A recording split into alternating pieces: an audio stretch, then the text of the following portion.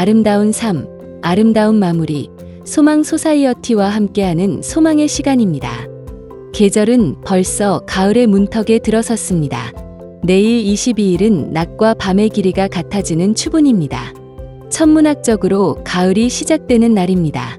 짧은 여름의 뜨거움이 물러나고 바람 속에는 한결 차분함이 스며드는 때입니다. 이 변화의 계절 속에서 우리 삶도 잠시 걸음을 멈추고 지나온 길을 돌아보며 감사와 배움을 새길 수 있기를 소망합니다.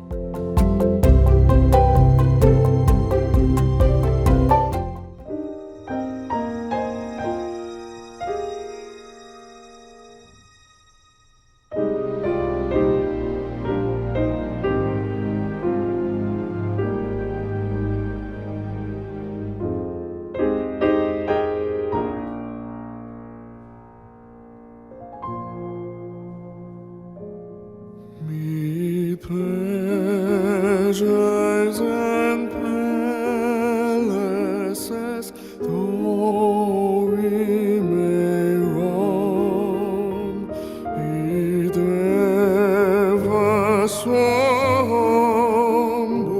There's no place like home.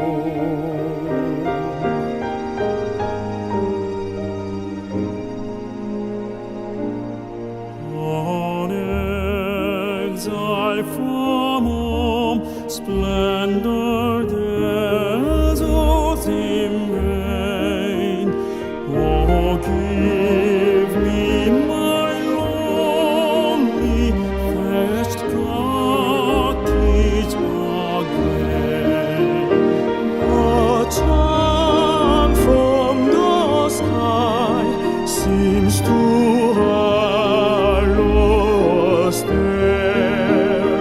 we'd seek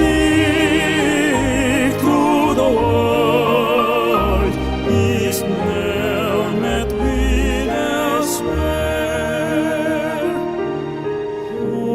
Home, home, sweet, sweet home. Home, home, sweet, sweet home. 내 쉴곳은 내 쉴곳은 my home. 나의 쉴곳 내 사랑 집 내 집뿐이니 나의 쉴곳은 집 내 집뿐이니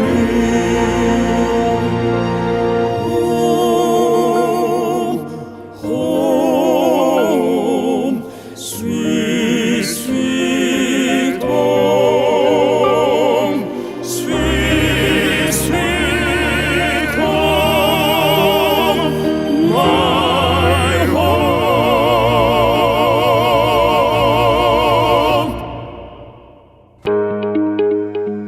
아름다운 삶, 아름다운 마무리, 소망 소사이어티의 소망의 시간입니다. 나이 들어감을 어떻게 받아들이고 준비해야 할까요? 오늘은 소망 소사이어티 유분자 이사장님의 칼럼, 의미 있는 노년의 삶, 레레이징을 통해 함께 그 해답을 생각해 보고자 합니다. 소망 소사이어티가 창립 18주년을 맞았지만 아직 소망 소사이어티에 대해서 모르시는 분들도 많습니다. 소망 소사이어티는 한마디로 우리의 삶을 잘 마무리하자는 운동을 펼치는 비영리 봉사단체입니다. 우리 모두 이민 와서 열심히 쉬지 않고 일하며 살아왔는데 막상 노년에 접어들면 허망할 때가 많습니다. 뭐 때문에 그렇게 악착같이 땀 흘려 일했는가, 돈 한 푼 쓰지 못하고 아등바등 살았는가 하는 회의가 드는 겁니다. 돌아보면 사실 남들보다 좀 좋은 집에서 살고 좀 좋은 차 타고 하루 세 끼 잘 먹은 것뿐입니다. 겨우 그걸 위해서 이렇게 일만 하고 살았어야 했을까 하는 생각이 들기도 합니다. 사람이 동물과 다른 것은 의미를 찾기 때문입니다. 동물은 배부르면 그만이지만 사람은 배만 불러서는 행복할 수 없습니다. 뭔가 자신의 삶에 의미가 있을 때 사람은 행복합니다. 삶을 잘 마무리한다는 것은 평생을 돌아보며 내 삶에 의미가 있었구나 생각하게 되는 것, 그리고 이렇게 죽으면 후회가 없겠구나 생각되도록 죽음을 미리 준비하는 것입니다. 집안이 난장판인데 갑자기 손님이 찾아오면 얼마나 당황스럽습니까? 삶도 마찬가지입니다. 아무런 준비도 하지 않은 채 갑자기 죽음이 닥치는 당하는 죽음이 아니라 차근차근 준비해서 맞이하는 죽음을 맞자고 장려하는 것이 바로 소망 소사이어티가 하는 일입니다. 삶의 의미를 위해서 소망 소사이어티는 웰빙, 웰에이징, 웰다임을 모토로 나눔과 봉사로 의미 있는 삶을 살고 노년을 보람 있게 보내고 의미 있는 죽음을 맞이하자는 것입니다.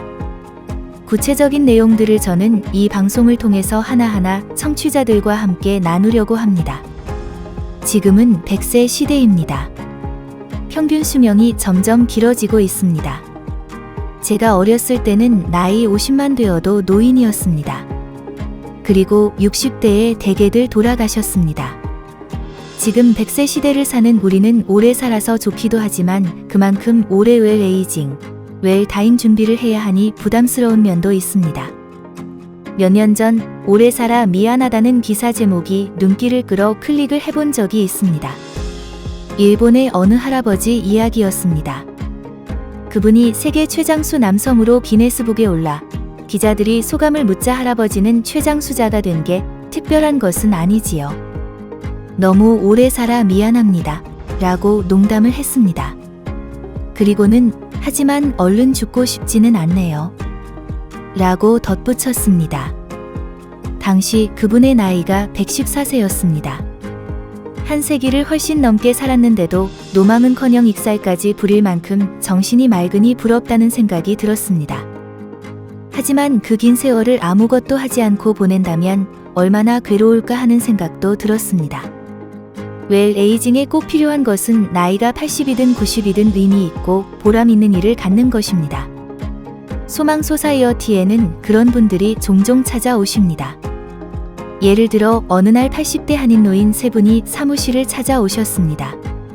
의식불명이 되거나 갑자기 죽을 때를 대비해 준비하는 소망 유언서를 작성하시고 쓸만한 장기가 있다면 병원에 기증해 노후를 돌봐준 미국 사회에 보답하겠다는 말씀도 하셨습니다. 그리고 자식들에게 부담이 되지 않도록 화장을 해야겠다는 말씀들도 나누셨습니다. 그리고는 그중 한 분이 소망 소사이어티에서 봉사할 게 있으면 봉사하고 싶다는 말씀을 하셨습니다. 노인 문제는 노인들이 가장 잘 알 터이니 필요하면 자신들을 이용해 달라는 것이었습니다. 그분들을 보며 오래 사는 게 뭐가 미안한가? 오래오래 당당하게 살면 되는 거지 하는 생각이 들었습니다. 노년이 점점 길어집니다. 60대 중반이나 70에 은퇴하고 나면 30년쯤 더 살게 됩니다. 그 기간을 잘 사는 웰에이징이 점점 중요해지고 있습니다. 봉사가 한 방법입니다. 성경을 보면 모세도 하나님께서 80세에 부르셔서 이스라엘 백성을 이집트에서 구하셨습니다.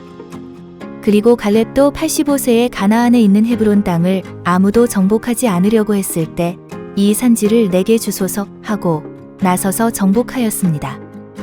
나이가 들었어도 남을 위해 봉사하며 보람찬 삶을 사는 것이 바로 웰에이징입니다. 봉사하는 삶을 통해 기쁨을 맛보는 것이 행복한 노년의 지름길입니다. 그렇게 살면 지금의 삶이 의미가 있으니 행복하고 언제 죽어도 후회가 없으니 아름다운 마무리가 되지 않을까요?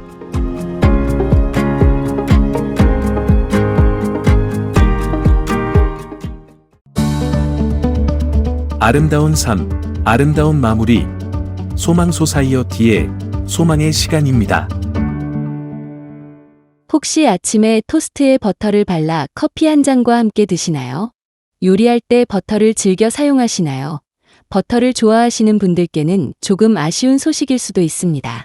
오늘은 하버드대 연구팀이 발표한 흥미로운 결과를 전해드립니다. 버터와 식물성 기름이 우리의 건강과 수명에 어떤 영향을 주는지에 대한 장기 연구 결과가 공개되었는데요. 버터 섭취는 사망 위험을 높이고 식물성 기름 섭취는 이를 낮추는 것으로 나타났습니다. 버터 애호가들에게는 그리 반가운 소식이 아닙니다. 그동안 버터가 건강에 좋은지 나쁜지에 대한 결과는 오락가락했는데요. 올해 2025년에 하버드대 연구진이 자마 인털러 메디슨의 수십 년간 장기간 관찰 연구를 통해 수집된 데이터를 기반으로 버터와 식물성 기름이 사망률에 어떤 영향을 미치는지 조사 발표했습니다. 연구 책임저자인 유장 박사에 따르면 핵심 결론은 하나, 버터 섭취가 많을수록 사망 위험은 커지고 식물성 기름 섭취가 많을수록 사망 위험은 줄어든다입니다. 특히 버터를 식물성 기름으로 일부 대체하는 것만으로도 수명을 연장하는 데 도움이 될 수 있다고 합니다. 연구진은 1990년부터 2023년까지 진행된 3가지 대규모 건강 연구, 즉 너시즈 헬스 스터디, 너시즈 헬스 스터디 2, 그리고 헬스 프로페셔널즈 팔로업 스터디의 데이터를 분석하며 총 22만 명이 넘는 미국 성인들의 식습관과 건강 결과를 살펴봤습니다. 식습관 설문지를 통해 보고된 버터와 식물성 기름 섭취량에 따라 참가자를 4그룹으로 나누고 최대 33년에 걸쳐 이들의 사망률을 비교했습니다. 결과는 명확했습니다. 버터를 가장 많이 섭취한 사람들은 가장 적게 섭취한 사람들에 비해 사망 위험이 15% 증가했습니다. 반대로 식물성 기름을 가장 많이 섭취한 사람들은 가장 적게 섭취한 사람들에 비해 사망 위험이 16% 감소했습니다. 또한 버터 섭취가 많을수록 암으로 인한 사망 위험이 증가했습니다. 반면 식물성 기름 섭취가 많을수록 암이나 뇌졸중, 심근경색 같은 심혈관 질환으로 인한 사망 위험이 줄어들었습니다. 특히 주목할 점은 하루 단 한 스푼 정도의 버터를 식물성 오일로 바꾸는 것만으로도 전체 사망률과 암 사망률이 감소할 수 있다는 것입니다. 완전히 버터를 끊을 필요는 없지만 요리에 오일을 활용하고 버터는 소량만 사용하는 것이 훨씬 건강에 유리합니다. 이번 연구에서 강조된 식물성 기름은 항산화 물질, 필수 지방산, 불포화 지방이 풍부해 콜레스테롤과 중성지방 수치를 개선하고 인슐린 저항성을 낮추는 효과가 있습니다. 또한 버터 같은 포화지방을 대체할 경우 체내 만성염증을 줄이는 데에도 도움을 줄 수 있습니다. 이러한 대체 방식은 AHA, 미국 심장협회와 미국 식이 가이드라인이 권장하는 건강한 식생활과도 일치합니다. 그럼 실제 생활에서는 어떻게 적용할 수 있을까요? 가끔 맛을 위해 버터를 조금 사용하는 건 문제가 되지 않지만 건강을 위해서는 요리와 식탁에서 가능한 한식물성 기름을 버터 대신 사용하는 것이 좋습니다. 또한 올리브유, 아보카도유, 참기름 등 다양한 식물성 기름을 시도해보며 용도별로 즐길 수 있는 맛을 찾아보는 것도 좋은 방법입니다. 샐러드 드레싱을 만들 때 올리브유를 사용하거나 볶음 요리와 구이 요리에는 아보카도 오일을 넣어보세요. 버터의 맛이 필요할 때는 아주 조금만 사용하거나 오일과 섞어 활용하는 방법도 좋습니다. 이렇게 작은 변화를 매일 식습관에 적용하는 것만으로도 건강에 큰 도움이 됩니다.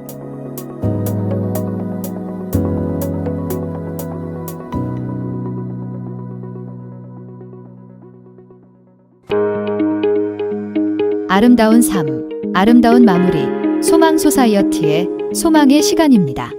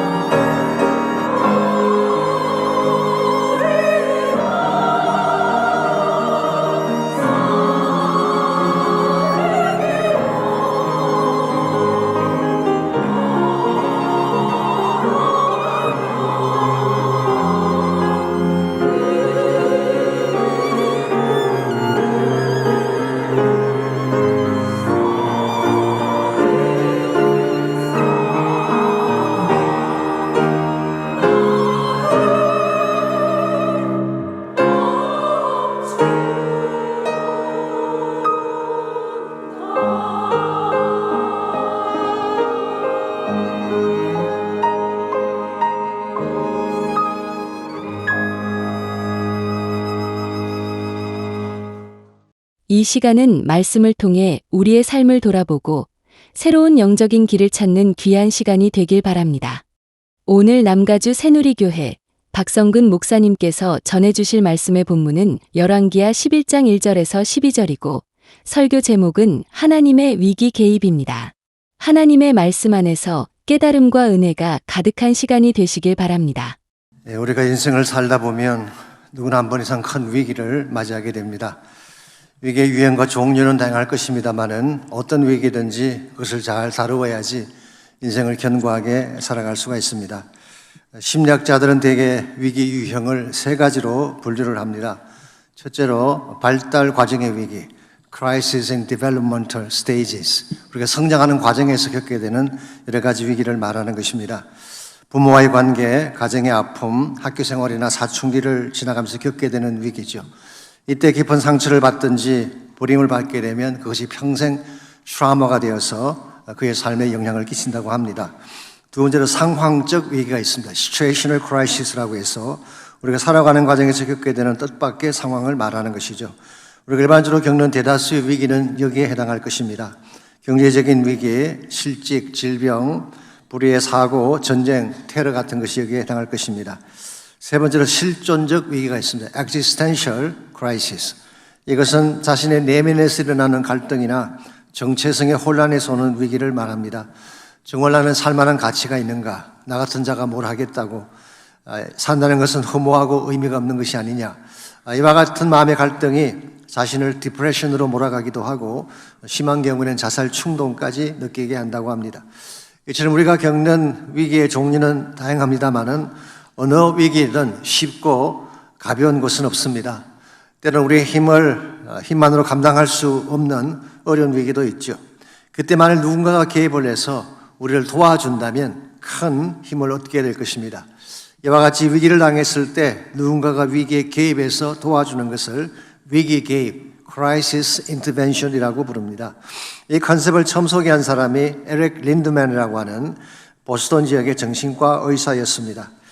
1942년 11월 28일 보스턴에 있는 코코넛 그로브 나이트 클럽에서 대형 화재가 났습니다. 준수감사절 주간이었기 때문에 굉장히 많은 인원들이 몰려왔고 더구나 엑시 도어가 락되어 있는 바람에 화재가 났을 때 사람들이 빠져나올 수가 없었습니다. 그래서 492명이 죽고 500여 명이 화상을 입고 인근병원에 입원을 하게 됐습니다. 미국 역사상 세 번째로 큰 참사라고 합니다만 그때 온몸에 화상을 입고 입원한 사람들 중에는 많은 사람들이 트라우마의 상태에 걸려서 고통을 겪고 있었다고 합니다. 그때 린드만 박사가 환자들이 입원해 있는 병실 몇 군데를 돌아다니면서 그들을 위로하고 장미꽃 한 송이씩을 나누어 주었다고 합니다. 작은 것이죠. 특별한 메디슨이나 굉장한 치료제도 아닙니다. 작은 꽃 한 송이를 나눠준 것입니다. 그랬음에도 불구하고 그 꽃송이를 받은 환자들은 다른 환자보다 훨씬 더 빠른 시간 안에 트라우마를 극복하고 회복이 되더라는 것입니다. 이것을 근거로 해서 나중에 린드만 박사가 자기 논문에 이 사실을 기재합니다마는 이것을 목격했던 린드만 박사가 깨달은 것이 있습니다. 위기의 순간에 누군가가 개입을 해서 조금만 도와주어도 그것이 회복의 열쇠가 될 수 있구나. 여기서 나온 단어가 위기 개입, Crisis Intervention이라는 단어가 나온 것입니다. 물론 이것을 나중에 체계화하고 보편화시킨 것은 제럴드 캐플란이라고 하는 의사입니다만은 여기서 시작된 것이 자살자를 위한 핫라인 사역이라고 합니다. 지난 수요일 위원장 회의 때 유스타 파운데이션을 섬기는 박소연 자매님이 작은 캔들 하나씩을 우리에게 나누어 줬어요. 이게 뭐냐 물었더니 지난 10일이 라이트 캔들 데이라고 해서 세계 자살 예방의 날이라고 합니다. 그것을 기념해서 준 것이라고 해요. 여러분, 한 송이의 꽃, 한 자루의 캔들이 얼마나 큰 힘이 있겠습니까? 그럼에도 불구하고 위기를 만난 사람들에게는 그것이 생명이 될 수도 있고 빛이 될 수도 있다는 것입니다. 이런 측면에서 위기 개입이라고 하는 것은 대단히 중요한 것입니다. 위기의 순간에 누군가가 와서 도와주기만 하면 최악의 순간까지 갔을지라도 다시 일어날 힘을 얻게 되는 것입니다. 그런데요, 참된 위기 개입이라고 하는 것은 단순히 동정심을 갖는다든가 멀찍이 서서 지켜보는 것만으로 충분하지 않습니다. 직접 개입을 해서 실제적인 도움을 주어야 하는 것입니다. 그러려면 돕겠다는 의사도 있어야 되지만 실제로 도와줄 능력이 있어야 되는 것입니다. 우리가 위기에 처했을 때에 실제로 우리를 도와주고 우리를 위기에서 건져내줄 파워를 가진 자가 누구일까요? 물론 인간 도움자도 가능할 것입니다. 그러나 인간의 위기 개입은 한계가 있죠. 자기 자신에게 주어진 위기도 다 핸들하지 못하는데 다른 사람의 위기를 어떻게 다 도와줄 수가 있겠어요. 그러므로 우리가 정말 위기에 빠졌을 때 우리를 건져내 줄 수 있는 진정한 위기 개입자는 하나님 한 분밖에 없습니다. 하나님은 전지하신 분이기 때문에 우리의 모든 상황을 다 아시죠. 현재 상황뿐만 아니라 미래 상황까지도 정확하게 아시고 적절한 길로 우리를 안내해 주시는 것입니다. 두 번째로 하나님은 전능하십니다. omnipotent. 능치 못할 일이 없는 분이 하나님이시죠. 그러므로 우리가 어떤 위기에 처했을지라도 능히 우리를 건져내 줄 수가 있는 것입니다. 무엇보다 하나님은 우리를 사랑하시는 He is all loving God. 우리를 전심을 다해 사랑하시는 분이기 때문에 우리가 위기에 처했을 때 절대 모른 척하고 지나칠 수가 없습니다. 예컨대 사랑하는 자녀가 아픔 가운데 처했는데 나 몰라라 할 부모가 어디 있겠어요. 하늘 아버지도 동일한 것입니다. 우리가 위기에 처하게 되면 그분은 절대로 그냥 지나치지 않고 반드시 개입하셔서 우리에게 능력을 베풀어 주시고 도움의 손길을 주시는 것입니다. 그러므로 우리가 무슨 일을 당하더라도 어떤 위기 가운데 처할지라도 우리에게 필요한 것은 하나님의 위기 개입을 구하는 것입니다. 위기 속에도 하나님께 기도하고 하나님 도와주십시오라고 해서 개입을 요청하게 되면 하나님은 지금이라도 우리 삶 가운데 개입하시고 우리를 도와주시는 것입니다. 아름다운 삶, 아름다운 마무리, 소망 소사이어티의 소망의 시간입니다. 소망 소사이어티는 아름다운 삶, 아름다운 마무리라는 슬로건을 걸고 한인 시니어들의 웰빙, 웰에이징, 엘다잉을 위한 교육과 관련 프로그램을 제공하는 비영리 단체입니다. 2007년부터 지금까지 사는 동안 함께 누리고 함께 나누는 아름다운 삶을 살도록 하는 시니어들에게 봉사의 기회를 제공하고 아름다운 기부 문화를 만들어 나가며 당하는 죽음이 아닌 맞이하는 죽음으로 인생의 아름다운 마무리를 할 수 있도록 교육하며 돕고 있습니다. 소망 소사이어티는 사전 유료 지시서가 포함된 소망 유언서를 작성함으로써 뜻하지 않은 질병 혹은 사고로 의식불명 상태가 되었을 때 어떠한 유료행위를 받을 것인가를 미리 결정하고 문서로 남겨 환자와 가족이 존엄한 임종과 아름다운 마무리를 할 수 있도록 돕고 있습니다. 소망 소사이어티의 메모리 케어 프로그램은 뇌건강 교육, 메모리 테스트, 사전 의료 지시서, 가족 간병인 교육과 지원, 집 안전 평가 및 시니어 이상행동 시 대처법 등을 제공합니다. 치매를 앓고 계시거나 치매 어르신을 돌보고 있는 가족이거나 기억력이 나빠져서 치매가 걱정된다면 소망 소사이어티로 연락 주십시오. 메모리 케어 프로그램을 담당하는 임상 소셜워커 니키 베리트이 먼저 카운슬링을 하고 소망의 케어 내비게이터와 연결해서 필요한 도움을 드릴 수 있도록 하고 있습니다. 또한 초기 치매이신 분들을 위한 소셜 프로그램 소망 케어 클래스와 한국말로 진행하는 치매 가족 간병인 지원 모임을 남가주 새누리교회, 레스트 애나하임 연합감리교회, 그리고 실비치 레저월드에서 운영하고 있습니다. 소망 메모리 케어 프로그램에 대한 문의는 소망 소사이어티로 연락 주십시오.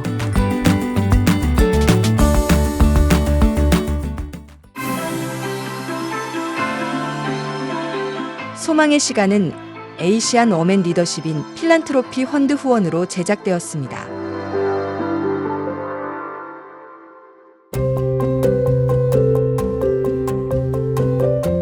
프랑스 속담에 이런 말이 있습니다. 나이가 드는 것은 피할 수 없지만 늙어가는 방식은 선택할 수 있다. 우리는 누구나 세월 앞에 겸손해질 수밖에 없지만 그 시간을 어떻게 받아들이고 살아가느냐에 따라 삶의 모습은 전혀 달라질 수 있습니다. 하루를 감사로 시작하고 작은 것에도 기쁨을 느끼며 다른 이들에게 따뜻함을 나누는 그 선택이 결국 우리 삶을 풍요롭게 만들어줍니다. 나이 들미 두려움이 아닌 오히려 더 깊고 의미 있는 성숙의 길이 될 수 있기를 소망합니다. 여러분의 오늘이 아름다운 선택들로 가득 채워지기를 바라며 여기서 소망의 시간을 마치겠습니다. 함께 해주신 모든 분들께 다시 한번 감사드립니다.